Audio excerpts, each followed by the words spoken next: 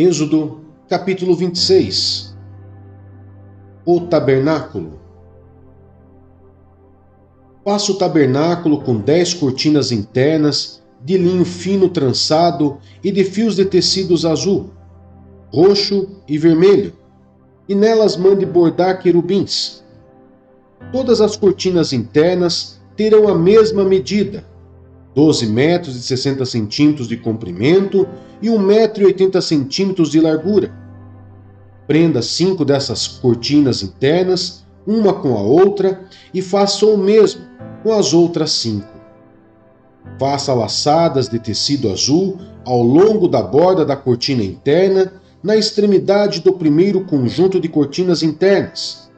O mesmo será feito à cortina interna na extremidade do outro conjunto. Faça 50 laçadas numa cortina interna e 50 laçadas na cortina interna que está na extremidade do outro conjunto, de modo que as laçadas estejam opostas umas às outras. Faça também 50 colchetes de ouro, com os quais se prenderão as cortinas internas uma na outra, para que o tabernáculo seja um todo.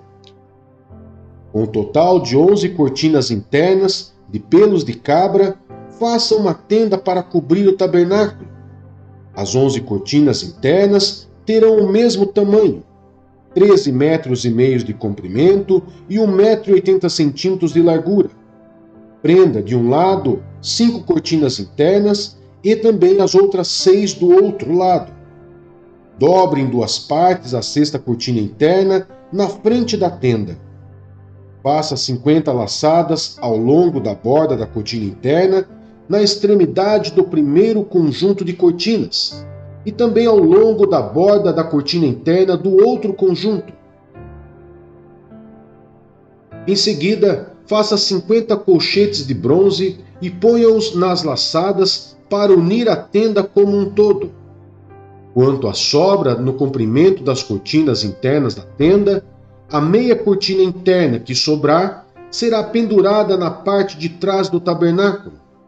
As 10 cortinas internas serão 45 centímetros mais compridas de cada lado, e o que sobrar será pendurado nos 2 lados do tabernáculo, para cobri-lo. Faça também para a tenda uma cobertura de pele de carneiro tingida de vermelho, e por cima desta uma cobertura de couro. As armações do tabernáculo. Faça armações verticais de madeira de acácia para o tabernáculo. Cada armação terá 4,5 metros de comprimento por 70 centímetros de largura, com 2 encaixes paralelos um ao outro. Todas as armações do tabernáculo devem ser feitas dessa maneira. Faça 20 armações para o lado sul do tabernáculo e 40 bases de prata debaixo delas. 2 bases para cada armação, uma debaixo de cada encaixe. Para o outro lado, o lado norte do tabernáculo, faça 20 armações e 40 bases de prata, 2 debaixo de cada armação. Faça 6 armações para o lado ocidental do tabernáculo e 2 armações na parte de trás, nos cantos. As armações nesses 2 cantos serão duplas, desde a parte inferior até a superior, colocadas numa única argola. Ambas serão assim. Desse modo, haverá 8 armações e 16 bases de prata, 2 debaixo de cada armação. Faça também travessões de madeira de acácia, 5 para as armações de um lado do tabernáculo, 5 para as do outro lado e 5 para as do lado ocidental, na parte de trás do tabernáculo. O travessão central se estenderá de uma extremidade à outra entre as armações. Revista de ouro as armações e faça argolas de ouro para sustentar os travessões, os quais também terão que ser revestidos de ouro. Faça o tabernáculo de acordo com o modelo que lhe foi mostrado no monte. O véu. Faça um véu de linho fino trançado e de fios de tecidos azul, roxo e vermelho, e mande bordar nele querubins. Pendure-o com ganchos de ouro em 4 colunas de madeira de acácia, revestidas de ouro e fincado em 4 bases de prata. Pendure o véu pelos colchetes e coloque atrás do véu a arca da aliança. O véu separará o lugar santo do lugar santíssimo. Coloque a tampa sobre a arca da aliança no lugar santíssimo. Coloque a mesa do lado de fora do véu, no lado norte do tabernáculo, e o candelabro em frente dela, no lado sul. Para a entrada da tenda, faça uma cortina de linho fino trançado e de fios de tecidos azul, roxo e vermelho, obra de bordador. Faça ganchos de ouro para essa cortina e 5 colunas de madeira de acácia revestidas de ouro. Mande fundir para eles 5 bases de bronze.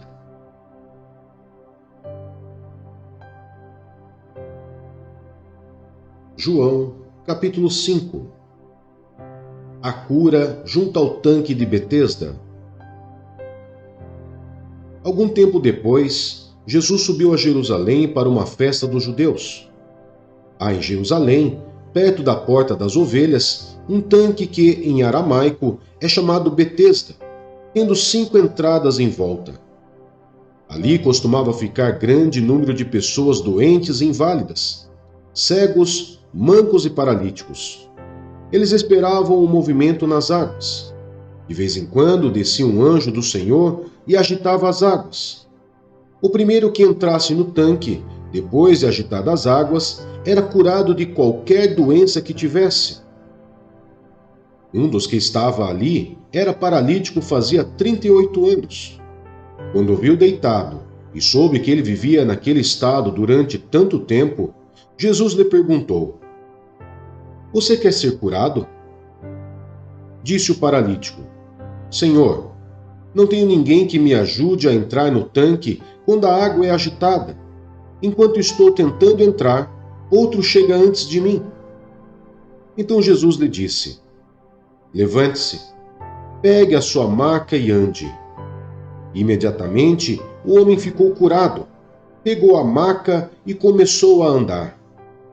Isso aconteceu num sábado, e por essa razão, os judeus disseram ao homem que havia sido curado: "Hoje é sábado, não lhe é permitido carregar a maca." Mas ele respondeu: "O homem que me curou me disse: pegue a sua maca e ande." Então lhe perguntaram: "Quem é esse homem que lhe mandou pegar a maca e andar?" O homem que fora curado não tinha ideia de quem era ele, pois Jesus havia desaparecido no meio da multidão. Mais tarde, Jesus o encontrou no templo e lhe disse: "Olhe, você está curado. Não volte a pecar, para que algo pior não lhe aconteça." O homem foi contar aos judeus que fora Jesus quem o tinha curado. Vida por meio do Filho. Então os judeus passaram a perseguir Jesus, porque ele estava fazendo essas coisas no sábado. Disse-lhes Jesus: "Meu Pai continua trabalhando até hoje, e eu também estou trabalhando." Por essa razão, os judeus mais ainda queriam matá-lo, pois não somente estava violando o sábado, mas também estava dizendo que Deus era seu próprio Pai, igualando-se a Deus.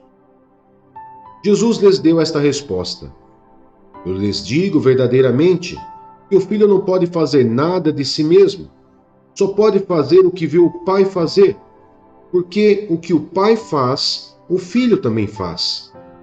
Pois o Pai ama o Filho e lhe mostra tudo o que faz.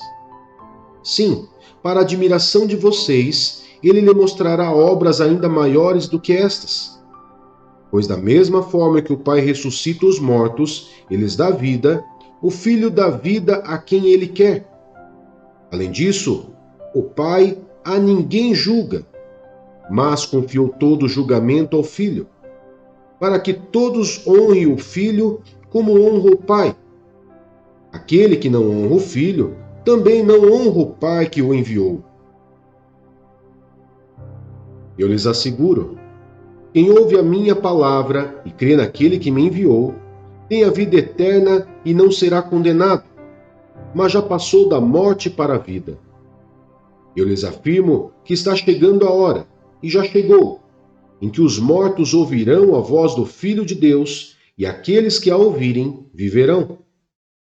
Pois, da mesma forma como o Pai tem vida em si mesmo, ele concedeu ao Filho ter vida em si mesmo, e deu-lhe autoridade para julgar, porque é o Filho do homem. Não fiquem admirados com isto, pois está chegando a hora em que todos os que estiverem nos túmulos ouvirão a sua voz e sairão. Os que fizeram o bem ressuscitarão para a vida, e os que fizeram o mal ressuscitarão para serem condenados. Por mim mesmo, nada posso fazer.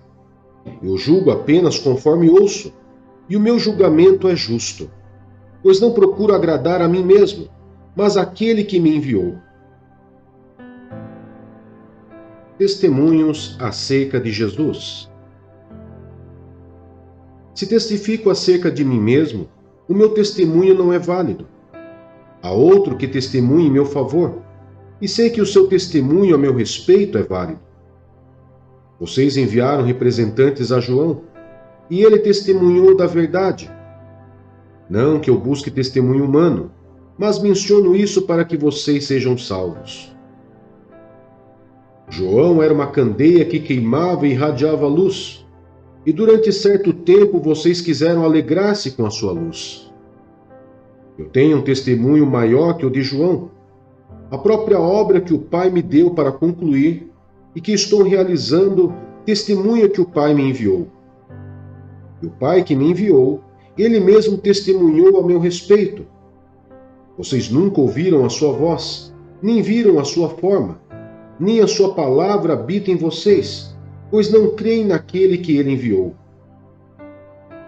Vocês estudam cuidadosamente as Escrituras, porque pensam que nelas vocês têm a vida eterna, e são as Escrituras que testemunham a meu respeito. Contudo, vocês não querem vir a mim para terem vida. Eu não aceito glória dos homens, mas conheço vocês. Sei que vocês não têm o amor de Deus. Eu vim em nome de meu Pai, e vocês não me aceitaram. Mas se outro vier em seu próprio nome, vocês o aceitarão. Como vocês podem crer, se aceitam glória uns dos outros, mas não procuram a glória que vem do Deus único? Contudo, não pensem que eu os acusarei perante o Pai. Quem os acusa é Moisés, em quem estão as suas esperanças. Se vocês crescem em Moisés, creriam em mim, pois ele escreveu a meu respeito. Visto, porém, que não creem no que ele escreveu, como crerão no que eu digo?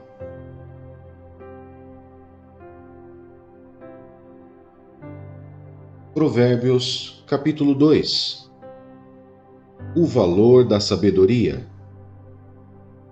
Meu filho, se você aceitar as minhas palavras e guardar no coração os meus mandamentos, se der ouvidos à sabedoria e inclinar o coração para o discernimento, se clamar por entendimento e por discernimento gritar bem alto, se procurar a sabedoria como se procura a prata e buscá-la como quem busca um tesouro escondido, então você entenderá o que é temer a Deus e achará o conhecimento de Deus.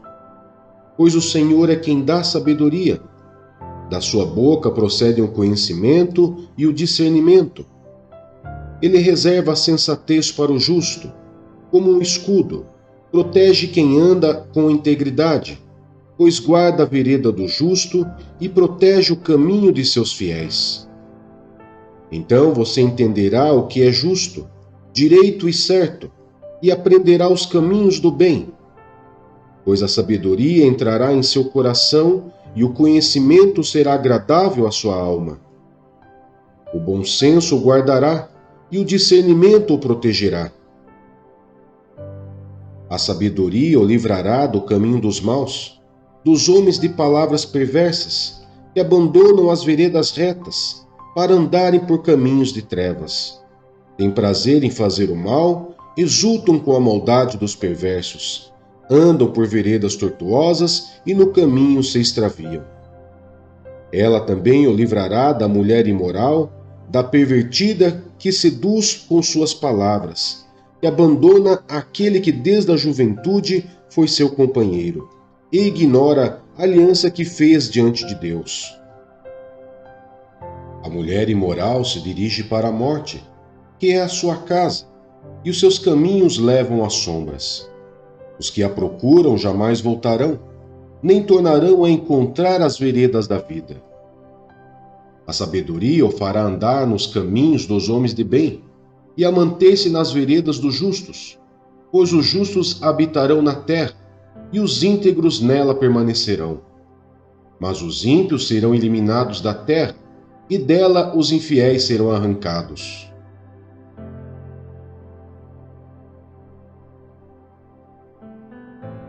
Gálatas, capítulo 1.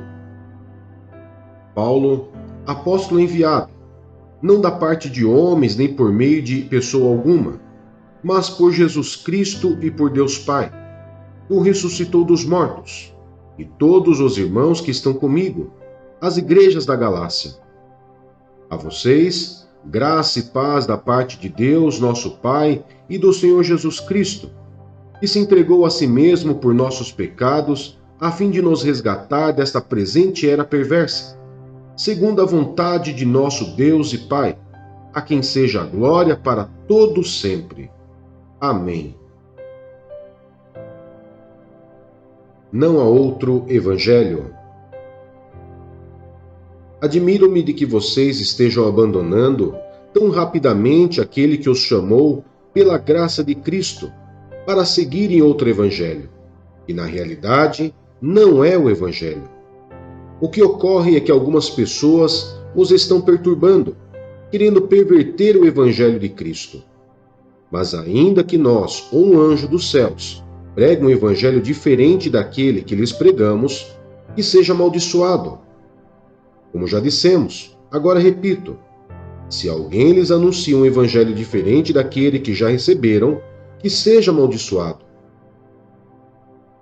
Acaso busco eu agora a aprovação dos homens ou a de Deus? Ou estou tentando agradar a homens? Se eu ainda estivesse procurando agradar a homens, não seria servo de Cristo. Paulo, chamado por Deus. Irmãos, quero que saibam que o evangelho por mim anunciado não é de origem humana. Não o recebi de pessoa alguma, nem me foi ele ensinado. Ao contrário, eu o recebi de Jesus Cristo por revelação. Vocês ouviram qual foi o meu procedimento no judaísmo, como perseguia com violência a igreja de Deus, procurando destruí-la. No judaísmo, eu superava a maioria dos judeus da minha idade e era extremamente zeloso das tradições dos meus antepassados. Mas Deus me separou desde o ventre materno e me chamou por sua graça, quando lhe agradou revelar o seu Filho em mim, para que eu o anunciasse entre os gentios. Não consultei pessoa alguma. Tampouco subi a Jerusalém para ver os que já eram apóstolos antes de mim. Mas de imediato parti para a Arábia e voltei outra vez a Damasco. Depois de 3 anos, subi a Jerusalém para conhecer Pedro pessoalmente e estive com ele 15 dias. Não vi nenhum dos outros apóstolos a não ser Tiago, irmão do Senhor. Quanto ao que lhes escrevo, afirmo diante de Deus que não minto. A seguir, fui para as regiões da Síria e da Cilícia. Eu não era pessoalmente conhecido pelas igrejas da Judéia, que estão em Cristo. Apenas ouviam dizer: aquele que antes nos perseguia, agora está anunciando a fé que outrora procurava destruir. E glorificavam a Deus por minha causa.